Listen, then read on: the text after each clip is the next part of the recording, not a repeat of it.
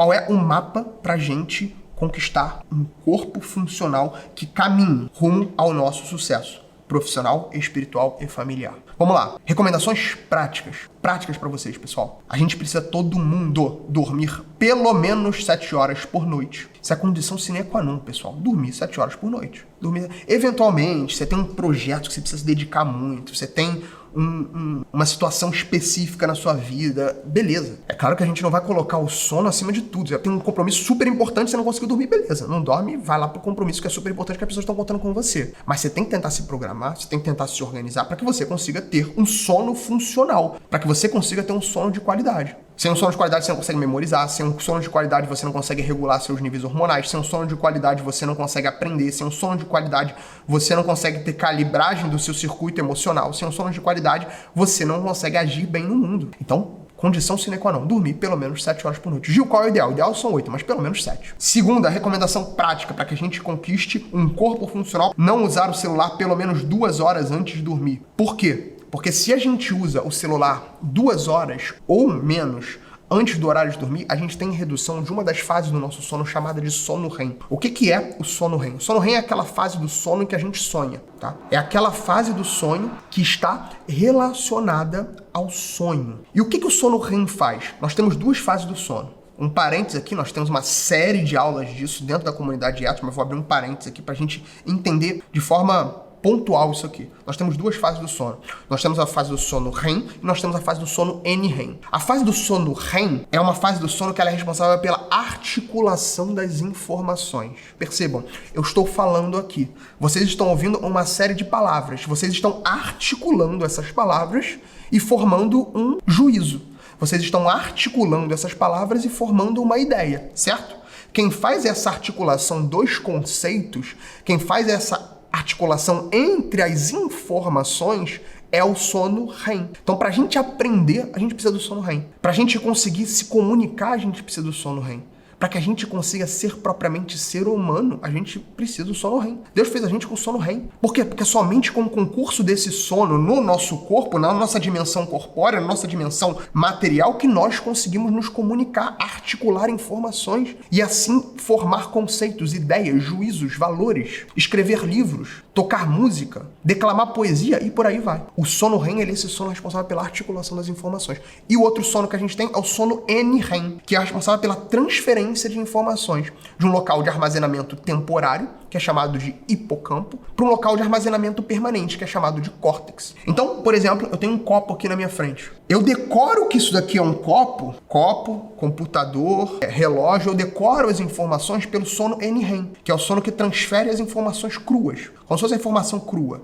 Copo, computador, relógio, eu decoro. Tá, decorei. Órgão do corpo, decorei imagem, decorei rosto de pessoa. Isso quem faz é o sono NREM. Agora, para eu articular as informações e poder falar uma frase, como, por exemplo, esse copo está cheio de água. Quem me permite fazer isso é o sono REM. Se eu uso o celular 2 horas ou menos antes do horário de dormir, a luz do celular diminui a minha quantidade de sono REM, prejudica a minha articulação de informações. Além disso, o sono REM, ele, por exemplo, ele é responsável pela calibração do nosso sistema emocional. Quando a gente sonha, esse sonho, sobretudo se ele estiver relacionado a algum trauma que a gente viveu, ele age como fator de cura emocional, de cura do trauma. Então ele tem uma função terapêutica também, o sono REM. Então a gente perder esse sono, ele tem um grande impacto nos nossos circuitos emocionais, ele tem um grande impacto na nossa capacidade de memorização, ele tem um grande impacto na regeneração dos nossos tecidos, ele tem um grande impacto na nossa capacidade cognitiva como um todo. Então, se a gente usa o celular pelo menos 2 horas antes de dormir, a gente, na prática, a gente tá ficando mais burro. Então, tem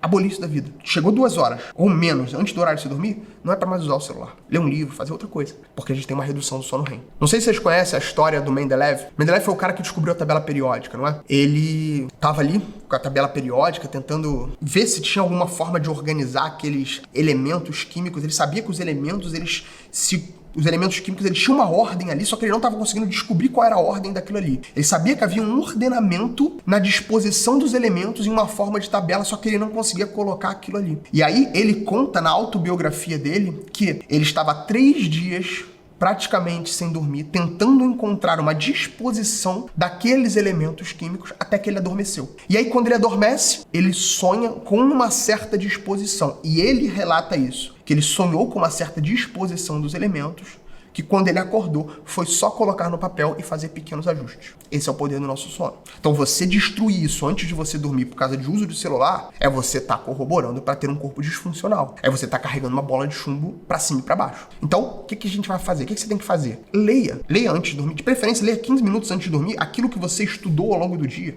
Isso serve como um sinal para o nosso cérebro. Memorize. Isso serve como um sinal para que o nosso cérebro armazene aquelas informações. A gente lê qualquer coisa que a gente estudou cerca de 15 minutos, 20 minutos, meia hora antes de dormir, de meia hora para baixo, meia hora ou menos antes de dormir, serve como um sinal do nosso cérebro memorizar. Então, aplica isso no seu dia, aplica isso na sua vida. 15 minutos antes de dormir, lê o que você estudou ao longo do dia. Isso vai ajudar você a memorizar, a aprender, a guardar as informações que você assimilou ao longo do dia. Beleza? Então, parêntese rápido sobre o nosso sono. Agora, exercício físico, pessoal. Pra eu provar pra vocês que a mudança vem de fora e que a gente precisa ordenar o corpo se a gente quiser ordenar a alma. A gente tem liberado pelo nosso cérebro um fator neurotrófico que é chamado de BDNF. Esse fator neurotrófico, ele é liberado no exercício físico e ele faz o quê? Ele aumenta a nossa neuroplasticidade. O que é neuroplasticidade? É a capacidade do nosso cérebro se adaptar a estímulos, se adaptar às informações, se adaptar a estímulos, se adaptar às circunstâncias. O processo de aprendizagem, ele depende de neuroplasticidade. Então, na medida em que o exercício físico, ele aumenta esse fator neurotrófico derivado do cérebro e isso aumenta a nossa neuroplasticidade, isso aumenta também a nossa capacidade de aprender, isso aumenta a nossa capacidade de conhecer, isso aumenta a nossa capacidade de lidar com as situações, isso aumenta a nossa capacidade de tomada de decisão e por aí vai.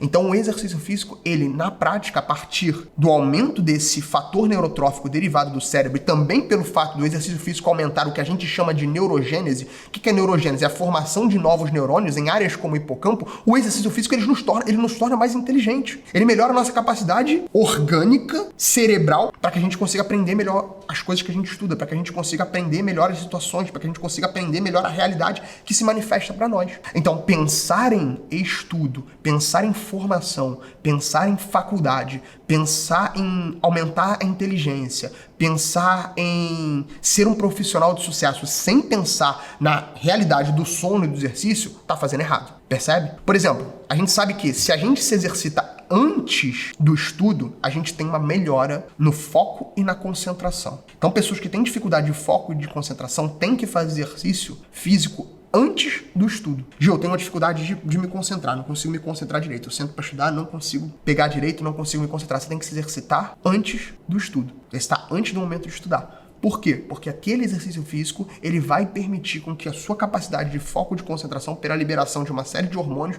e de uma série de neurotransmissores, assim vai permitir com que você se concentre melhor. O exercício físico, ele vai fazer com que você consiga se concentrar melhor a partir de uma série de hormônios que são liberados em neurotransmissores. Agora, se você tem dificuldade, se você tem uma dificuldade mais de memorização, eu tenho mais dificuldade de memorização, você tem que fazer o exercício físico depois do estudo. Depois, você estuda e depois faz o exercício físico. O exercício físico depois do estudo, ele favorece a nossa memorização. O exercício físico antes do estudo favorece o nosso foco e a nossa concentração. E outra, vocês precisam suplementar também. Todo mundo tem que suplementar. Não venham com essa, não, eu já me alimento bem. Você já se alimenta bem, mas na sua alimentação não tem magnésio suficiente, na sua alimentação eu duvido que tenha substâncias que têm um grande impacto positivo na cognição, como o bacopa, como rhodiola rosa. Duvido que na sua alimentação tenha coenzima Q10 suficiente e por aí vai. Suplementação não é para quem não se alimenta bem.